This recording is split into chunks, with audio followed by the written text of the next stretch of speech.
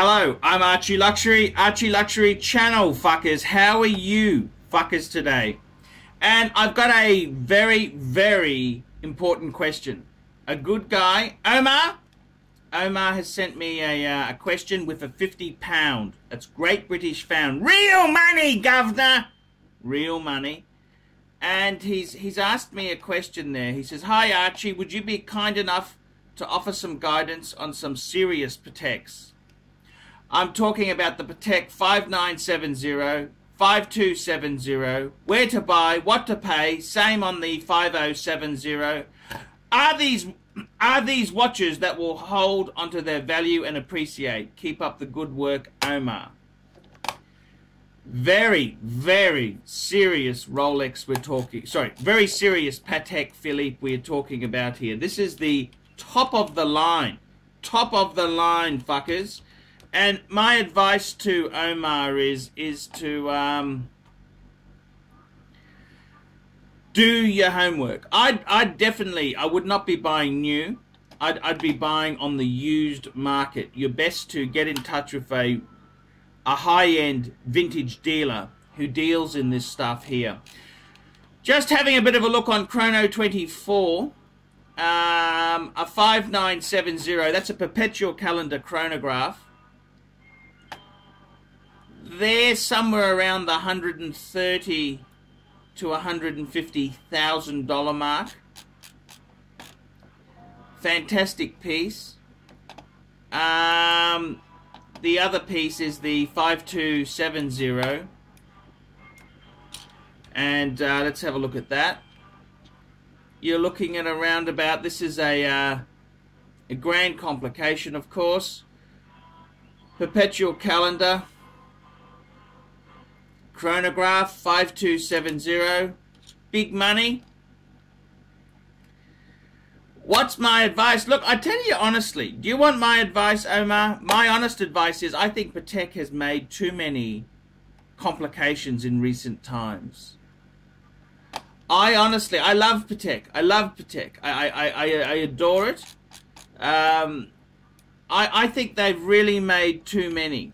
Okay, they've really flooded the market with these pieces, these high-end super pieces, and I don't know if they're really that fantastic value. I mean, Patek is it's a great brand, of course it is,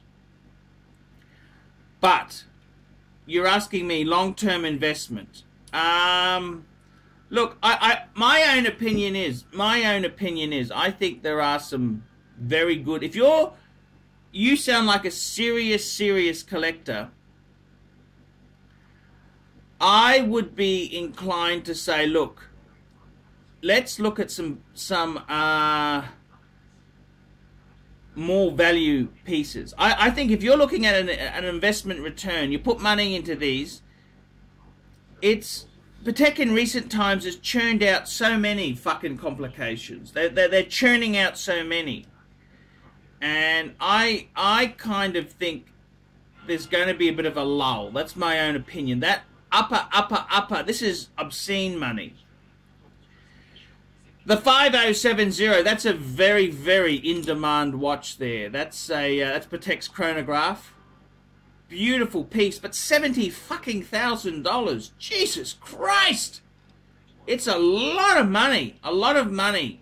And sure, it's a beautiful chronograph, but that's huge money. Huge money for the bang per buck on it is. My own opinion is I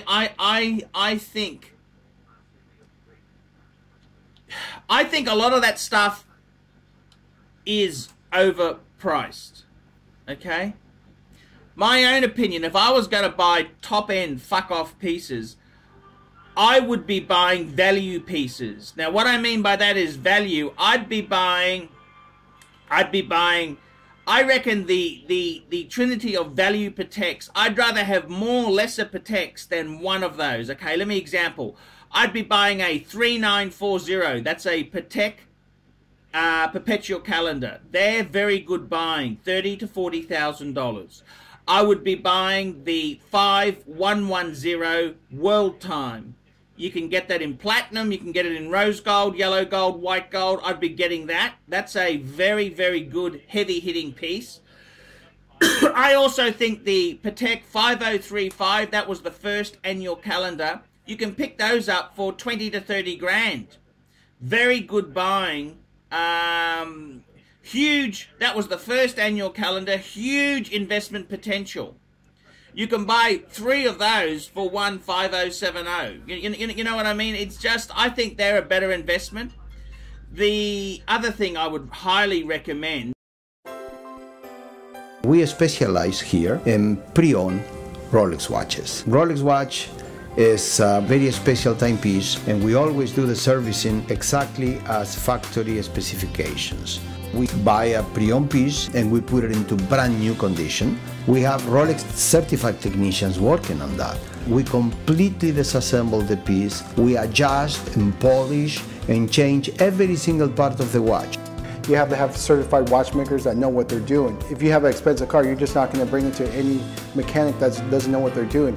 You spend $5,000, it's like if you put money in the safe deposit box.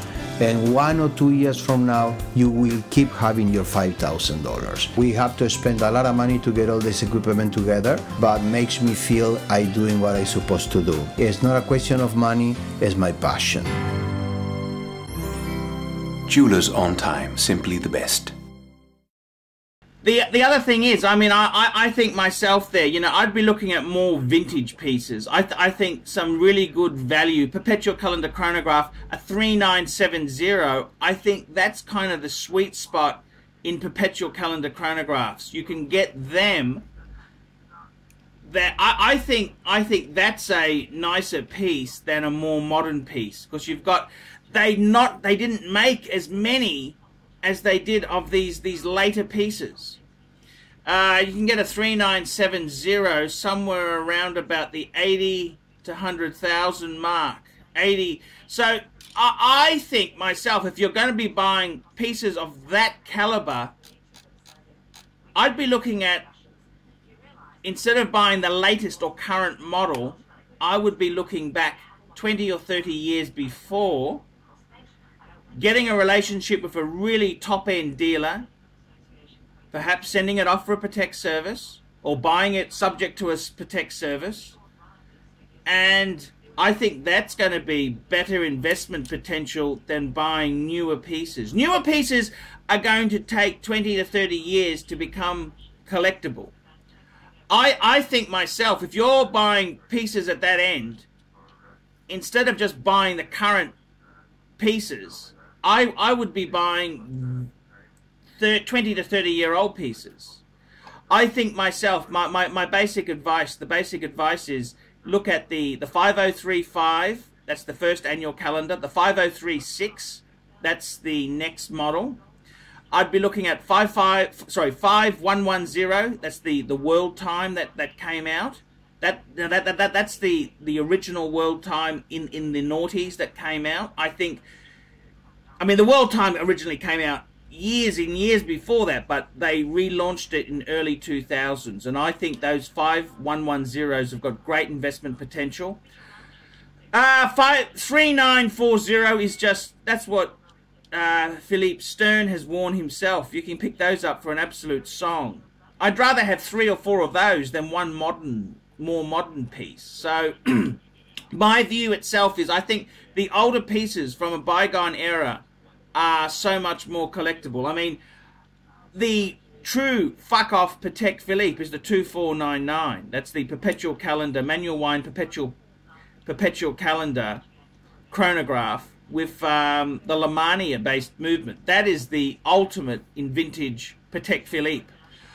I myself, my own opinion is, I would be getting a spread of Pateks. That's what I think. I think that's a better way to go there.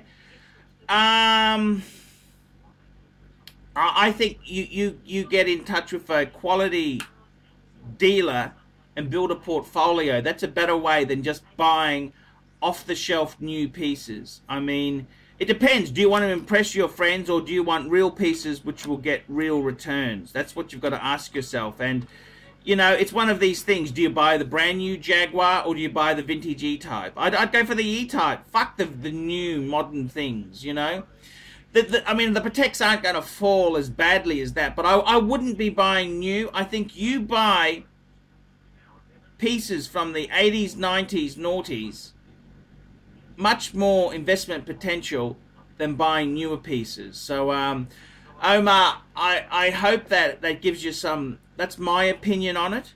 Please email me again and I'll point you in the right direction. I suppose the question is, are you buying these for yourself or to impress your friends? And are you looking at, do you want to just have the latest models or do you want something that will go up? I think you're much wiser to buy pre-owned. Much, much wiser. I think Patek at the moment is releasing too many fucking complications. They're releasing far too much. Far too much. And these older pieces, I think, have got much more investment potential. I'm Archie Luxury, answering Omar's question. Thank you so much, sir. See you later.